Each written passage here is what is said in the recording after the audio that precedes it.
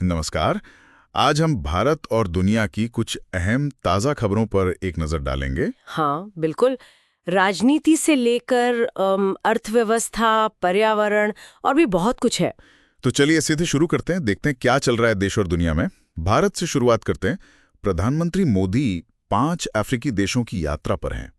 पहला पड़ाव घाना है और ये उनकी पहली द्विपक्षीय यात्रा है घाना की।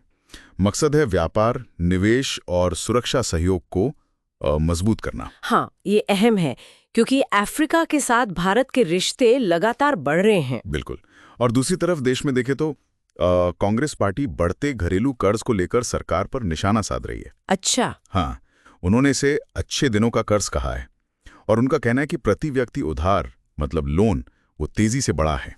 हाँ, ये तो मतलब एक क्लासिक स्थिति है। एक तरफ आप अंतर्राष्ट्रीय कूटनीति कर रहे हैं और दूसरी तरफ घरेलू आर्थिक चुनौतियां सिर उठा रहे हैं। सरकारों को ये बैलेंस साधना पड़ता है। सही कहा। और अर्थव्यवस्था से जुड़ी एक और बात है, अमेरिकी टैरिफ। ओ हाँ, ये तो चल ही रहा है। हाँ, शिपिंग कंपनी मार्स का कहना है कि अमेरिकी आयात शुल्क एवरेज में करीब 21% तक पहुंच गए हैं। ये भारतीय निर्यातकों के लिए कितनी बड़ी बात है? देखिए, ये काफी बड़ी चुनौती है। सीधा मतलब है कि भारत से जो सामान अमेरिका जाता है वो महंगा हो जाएगा। जैसे टेक्सटाइल हो गया, इंजीनियरिंग गुड्स हो गए। तो फिर भारतीय कंपनियों को कंपटीशन में दिक्कत आएगी। शायद उन्हें नए बाजार देखने पड़े। मतलब वैश्विक व्यापार के तनाव का सीधा असर यहां दिख रहा है। बिल्कुल, साफ तौर पर। चलिए अब एक दुखद खबर की तरफ बढ़ते हैं, हिमाचल प्रदेश से। हाँ, मैंने भी सुना, मंडी जिले में। हाँ, मंडी जिले में बादल फटने से अचानक बाढ़ आ गई। बहुत भयानक स्थिति है। कम से कम 10 लोगों की मौत की खबर है और 34 लोग अभी भी लापता हैं। ओ, ये तो बहुत दुखद है। बचाव कार्य जोरों पर चल रहा है। ये मॉनसून का मौसम और ये एक्सट्रीम वेदर इवेंट्स ये दिखाता है कि जलवायु परिवर्तन का असर कितना गंभीर हो सकता है। स्थानीय लोगों पर इसका बहुत गहरा असर पड़ता है। हाँ, सही बात है। अच्छा, थोड़ा माहौल बदलते हैं, खेल की दुनिया में चलते हैं। भारत और इंग्लैंड के बीच दूसरा टेस्ट मैच एजबेस्टन में। पहले दिन लंच तक भारत का स्कोर था 98 पर 2। अच्छा। यशस्वी जायसवाल 62 पर नॉट आउट थे। अच्छा खेल रहे थे।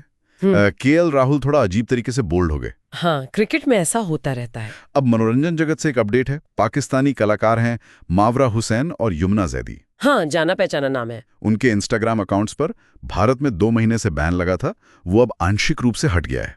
मतलब अब भारत में उनके अकाउंट्स देखे जा सकते हैं। अच्छा, ये इंटरेस्टिंग है। लेकिन हानिया आमिर और फवाद खान पर अभी भी बैन है। हाँ, उन पर बैन अभी भी जारी है।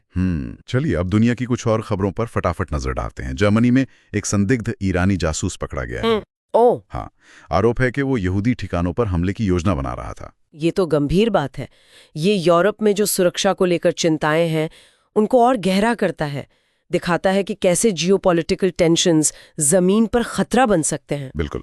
और वैश्विक अर्थव्यवस्था की बात करें तो ये जो व्यापारिक तनाव है, हाँ, जिसका हमने पहले जिक्र किया था, हाँ, वो लगातार चिंता का कारण बने हुए हैं। खासकर जब महंगाई और सप्लाई चेन की दिक्कतें पहले से ही मौजूद हैं। बिल्कुल, ये सब जुड़ा हुआ है।